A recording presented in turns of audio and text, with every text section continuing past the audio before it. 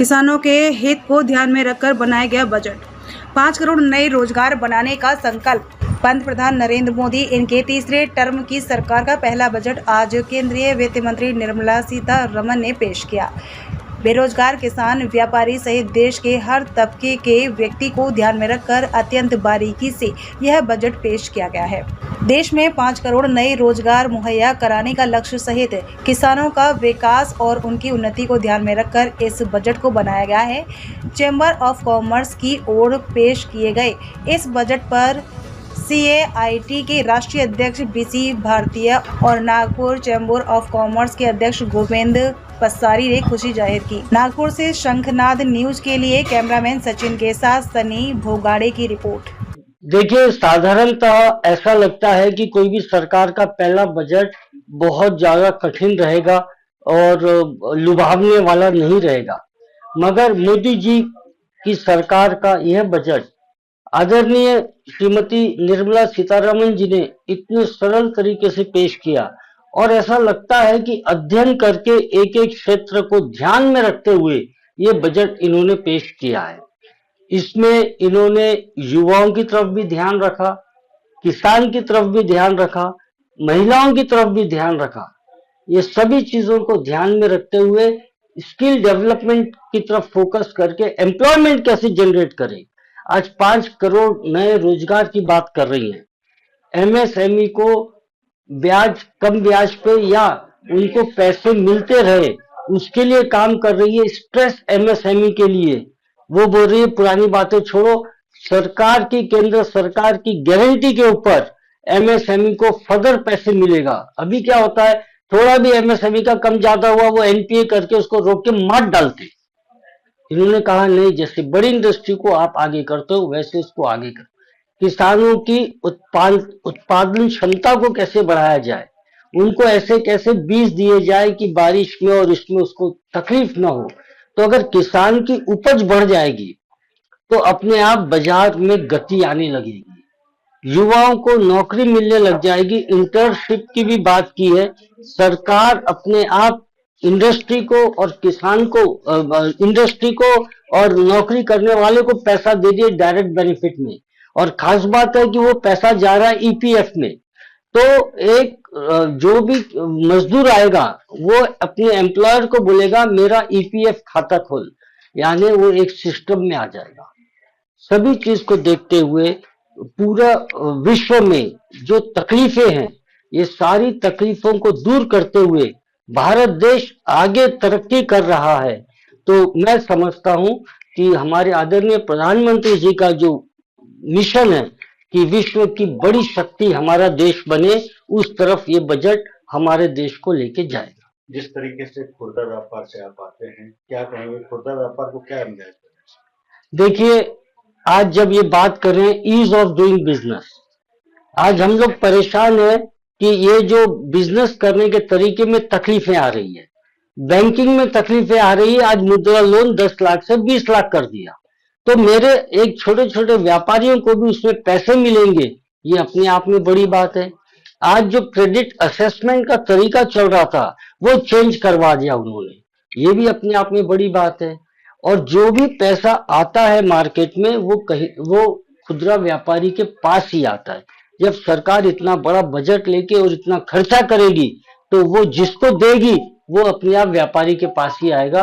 तो इससे जमीनी स्तर पे व्यापार विकसित होगा, ऐसी मेरे को पूरी खातरी। तो मिला और आम आदमी को क्या मिला? आज वित्त मंत्री ने अपना जो 7वां बजट पेश किया उसमें हर वर्ग के लिए उन्होंने कुछ न कुछ रखा है। ये बजट देश को सभी मायने में आगे ले जाने लायक है। इसमें महिलाओं के लिए विशेषकर 3 लाख करोड़ का सरकार ने प्रोविजन किया है। सबसे पहले सरकार ने MSME पर विशेष ध्यान देने की कोशिश की है। उन्हें की credit guarantee, loan facilities increase की है उनकी, जिसमें हर वर्ग के लोगों को उसमें काम मिलेगा। देश का इंफ्रास्ट्रक्चर को बढ़ाने के लिए करीब 11 लाख करोड़ का प्रोविजन किया है। टूरिज्म को बढ़ाने के लिए उन्होंने प्रोविजन किया है, जिससे कि जो पर्यटक इंडिया से बाहर जाते हैं वो मुझे लगता है कि शायद इंडिया में आने से इंडिया का खुद का ही इनकम बहुत ज्यादा बढ़ जाएगा। 1 करोड़ विशेष एक चीज दी है इन्होंने कि 1 करोड़ युवाओं को ये 500 बड़ी कंपनियों के अंदर में इंटर्नशिप देंगे। उस इंटर्नशिप देने से उनको साथ में 5-5 हजार का स्टाइफंड भी मिलेगा। इससे उनको एक प्रकार से देखा जाए तो एक खर्च के लिए पैसा भी मिलेगा, प्लस उनको नॉलेज भी मिलेगा। तो वो युवा आगे जाके कहीं ना कहीं अपना नाम रोशन करने या अपने अपनी जो भी नौकरी हो जो भी पाने के लिए उसको वो बहुत बड़ा एक हेल्पिंग हैंड हो जाएगा। विशेषकर कृषि क्षेत्र की समीक्षा करने के लिए 1.5 लाख करोड़ का प्रोविजन किया है सरकार ने। इससे किसान की खेती की इनकम बढ़ेगी। करीब 1 करोड़ किसानों को प्राकृतिक खेती से जोड़ेंगे। खरीफ की फसल में डिजिटल सर्वे करेंगे जिससे कि वहां और क्या फायदा किया जा सकता है वो देखेंगे। नए एक सबसे बड़ी चीज और करी है कि नए 12 इंडस्ट्रियल कॉरिडोर और 100 इंडस्ट्रियल पार्क बनाएंगे। इसमें एक फायदा ये होगा कि जो लोग हर आदमी मुंबई मुंबई की तरफ भाग रहा है उसको उसके गांव में ही काम मिलेगा, जिससे कि क्या होगा कि हर सिटी हर गांव अपने आप में डेवलप करेगा। सरकार ने विशेष छूट दी है कुछ मायनों में, सच है, मोबाइल, सोना चांदी, डायमंड और 25 प्रकार के मिनरल्स।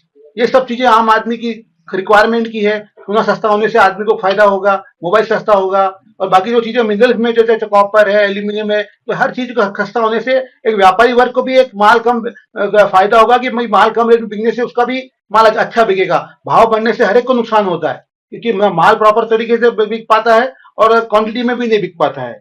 बिजनेस क्लास के लिए उन्होंने दिया स्पेशली एक इनकम टैक्स में छूट दी है कि मध्यम वर्ग के लोगों के लिए भाई 7 लाख तक के जो है वो जो पहले टैक्स लगता था उसमें अब 15 से 20 हजार रुपए की बचत होगी।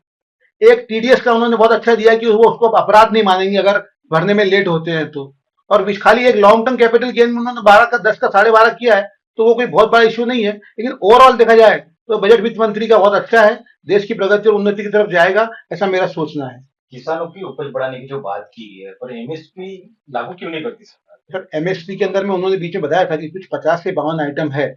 उस 52 आइटमों में कुछ में उन्होंने चालू भी की है, लेकिन ये जानकारी पूरी मेरे पास भी नहीं होने से मैं भी कुछ बहुत ज्यादा नहीं बताऊंगा। लेकिन एक बात जरूर है कि कुछ लोगों में सरकार आज भी जो रेट पुराने जमाने के जो थे उसमें सरकार आज ने बहुत बढ़ा के सरकार उनको दे रही है।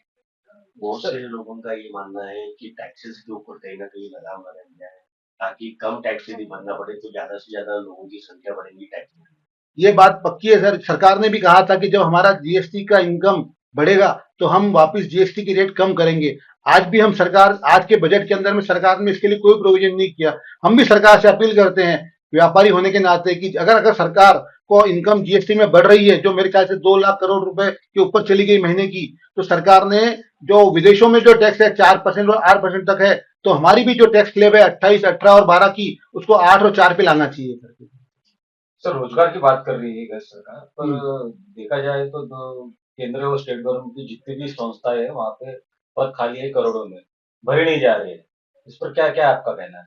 सर जो सरकारी संस्थान है उसमें ये लोग कुछ प्राइवेट में कर रहे हैं, कुछ उसके अंदर कर रहे हैं, लेकिन इनको ये सबसे पहले ध्यान में रखना पड़ेगा कि आम आदमी को अगर सरकारी नौकरी या कोई भी नौकरी हो, एक युवा को जो उसके पास रोजगार नहीं है उसके लिए रोजगार की व्यवस्था सरकार को किसी न किसी प्रकार से करनी पड़ेगी। मैं सोचता हूँ इस बजट में जो 1 लाख करोड़ युवाओं को जो उन्होंने प्रोविजन किया है उससे शायद कुछ मदद मिले उस चीज के अंदर में। सर एमएसएमई की जो बात की है, हाँ। व्यापार यानी उद्योग बढ़ने के लिए क्या इम्प्लीमेंटेशन उसका होगा? एमएसएमई का इम्प्लीमेंट के लिए सरकार बहुत सख्त है। आपको ध्यान होगा तो पिछले मार्च में हम लोगों ने बहुत अपील की थी आपके माध्यम से कि उसको जो उन्होंने जो 45 दिन और 15 दिन का जो पेमेंट का जो धारा लगाया था जिससे बहुत लोगों को तकलीफ हुई, लेकिन सरकार उस पर अडिग रही। उनका ये बोलना है कि इसमें व्यापारियों का ही फायदा है। जो पेमेंट उनको 6 महीने तक नहीं मिलता है वो 45 दिन और 15 दिन के अंदर मिलेगा, तो उनका काम की रोलिंग बढ़ेगी। तो ये एक अच्छी चीज है, लेकिन इसको इम्प्लीमेंटेशन करने के लिए थोड़ा समय सरकार ने देना चाहिए कि किसी भी आदमी को थोड़ी तकलीफ, व्यापारियों को बोलो या आम दुकानदारों को तकलीफ कम। सर जो नए स्टार्टअप जो शुरू करना चाहते हैं, जो कुछ भी पर्सन हो, तो उनको लोन नहीं दिया जाता है डॉक्यूमेंट्स के नाम पे। सरकार तो घोषणा करती है पर लोन दिया नहीं जाता है। मुद्रा लोन के संदर्भ में आपका क्या कहना है? इस बजट में उन्होंने लोन की प्रोविजन भी रखा है और उसको उसकी अमाउंट भी बढ़ाई है, 10 लाख से 20 लाख करी है सरकार ने। हमने लास्ट टाइम यही अपील की थी कि भाई हर आदमी को जो लोन है वो लोन के रेट भी कम मिले और लोन उस सुविधा से मतलब आसानी से मिल जाए। सरकार ने उसमें कदम तो उठाया है, और बाकी जो पूरी जानकारी एक बार मिलने के बाद ही आगे अपन कुछ सोच सकते हैं उसके अंदर में। आदमी की जो क्रय शक्ति जो बढ़ेगी, पर कैपिटा इनकम, तभी जाके वो सभी फैसिलिटी का उपभोग ले सकता है। कि आपको लगता है कि पर कैपिटा इनकम बढ़ा है? इसके अंदर में जो अभी जो प्रोविजन कर रही है सरकार, जो पैसा वो डाल रही है, ये सारा पैसा बाजार में आएगा, कृषि की इनकम बढ़ेगी। उनके लिए उन्होंने प्रोविजन किया है कि भाई हम इनको डिजिटल, मैंने बताया कि डिजिटल सर्वे करेंगे, उनको समीक्षा करने के लिए 1.25 करोड़ 1 करोड़ 55 लाख का प्रोविजन किया है, 1000 करोड़ का। तो ये सब पैसा अगर बाजार में आएगा तो आप पर कैपिटा इनकम भी बढ़ेगी, हर आदमी की इनकम भी बढ़ेगी। वैसे ही पहले से तो बहुत ज्यादा फर्क पड़ गया। आप देखिए ना कि इतना इस लेवल पे दूसरे रेट होने के बावजूद भी लोग खरीद तो कर ही रहे हैं। कहीं भी ऐसा लग नहीं रहा कि लोग खरीदी नहीं कर रहे हैं करके अपने को। पिछले साल भी बजट पेश किया गया था, पर महंगाई के संदर्भ में कुछ महत्वपूर्ण निर्णय नहीं हो रहे थे। महंगाई जैसी थी वैसी थी। आज भी महंगाई बढ़ रही है। कहने का मतलब है जो कॉमन जो म्यान है, क्या उनको बजट से कुछ मिला है? महंगाई कम होगी क्या, नियंत्रण में रहेंगी महंगाई? इस बजट में कुछ चीजें जो उन्होंने सस्ती की है, कुछ चीजों में प्रोविजन टैक्स कम किए हैं। इससे ऐसा लगता है कि महंगाई की जो दर है वो नीचे आएगी और रेट कम होने चाहिए, ऐसा मुझे लगता है। फिर भी अगर अपन इसके अंदर में ये देखा जाए तो बाकी जो चीजों में है, तो इस बार कुछ चीज में, किसी चीज में, कोई चीज के रेट में टैक्स बढ़ाया नहीं है और इंक्रीज नहीं किया है। ये भी एक फायदे की चीज है कम से कम। आप बिजनेसमैन हो, बिजनेसमैन को इस बजट से क्या मिला? क्या वो खुश है? बिजनेसमैन को तो इस बजट से सिवाय इनकम टैक्स के रिटर्न के और कुछ भी नहीं मिला। और बिजनेसमैन का तो क्या है, हम आपसे बाजार कंपनी सरकार हमको जो टैक्स लगाएगी, हमको तो आगे टैक्स जोड़ के बेचना है। लेकिन हाँ, एक व्यापारियों को वर्ग जो होता है कि व्यापारी वर्ग के अंदर में एक सरकार उनको लेके चले, उनसे डिस्कस करके चले और उनकी जो बातें सुने, वही हमारे लिए बहुत बड़ी चीज रहती है।